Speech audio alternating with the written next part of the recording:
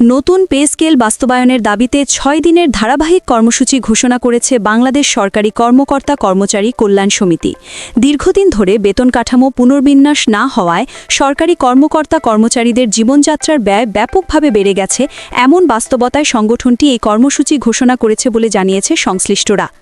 বুধবার সংগঠনের আহ্বায়ক আব্দুল মালেক এবং সদস্য সচিব আশিকুল ইসলাম স্বাক্ষরিত এক বিজ্ঞপ্তিতে বলা হয়, আগামী ৫ এপ্রিল থেকে ৯ এপ্রিল পর্যন্ত দেশের প্রতিটি জেলা শহরে জেলা প্রশাসকের মাধ্যমে প্রধানমন্ত্রীর কাছে স্মারকলিপি প্রদান করা হবে।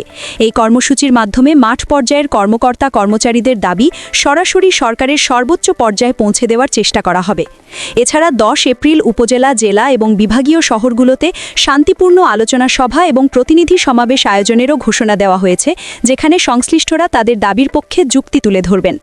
বিজ্ঞপ্তিতে উল্লেখ করা হয়, ২০১৫ সালে অষ্টম পে স্কেল বাস্তবায়নের পর দীর্ঘ ১ দশক পেরিয়ে গেলেও এখনও পর্যন্ত নতুন কোনো পে স্কেল ঘোষণা করা হয়নি।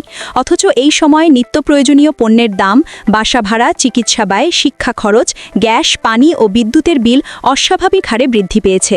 ফলে সরকারি কর্মকর্তা কর্মচারীদের প্রকৃত আয় এবং ক্রয় ক্ষমতার মধ্যে বড় ধরনের বৈষম্য তৈরি হয়েছে, যা তাদের দৈনন্দিন জীবনযাত্রাকে ক্রমেই কঠিন করে তুলছে। সংগঠনের নেতারা মনে করেন, বর্তমান অর্থনৈতিক বাস্তবতায় নবম পে স্কেল বাস্তবায়ন এখন সময়ের দাবি। তারা বলেন, জীবনযাত্রার ব্যয়ের সঙ্গে সামঞ্জস্য রেখে বেতন কাঠামো সমন্বয় না করা হলে সরকারি কর্মকর্তা কর্মচারীদের আর্থিক চাপ আরও বাড়বে এবং এর নেতিবাচক প্রভাব প্রশাসনিক কার্যক্রমেও পড়তে পারে। এই প্রেক্ষাপটে সংগঠনটি আসন্ন ২০২৬-২৭ অর্থবছরের জাতীয় বাজেটের নবম পে স্কেল বাস্তবায়নের জন্য প্রয়োজনীয় বরাদ্দ রাখার জোর দাবি জানিয়েছে। পাশাপাশি দ্রুত সময়ের মধ্যে এই সিদ্ধান্ত কার্যকর করার আহ্বান জানানো হয়েছে।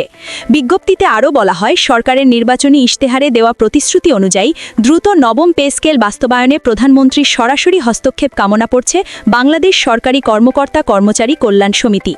সার্বিকভাবে এই ঘোষিত কর্মসূচিকে ঘিরে সরকারি কর্মকর্তা কর্মচারীদের মধ্যে নতুন করে প্রত্যাশা তৈরি হয়েছে। এখন দেখার বিষয়, সরকারের পক্ষ থেকে এ দাবির প্রতি কী ধরনের সাড়া আসে এবং আসন্ন বাজেটে এ বিষয়ে কোনো সুস্পষ্ট ঘোষণা আসে কিনা।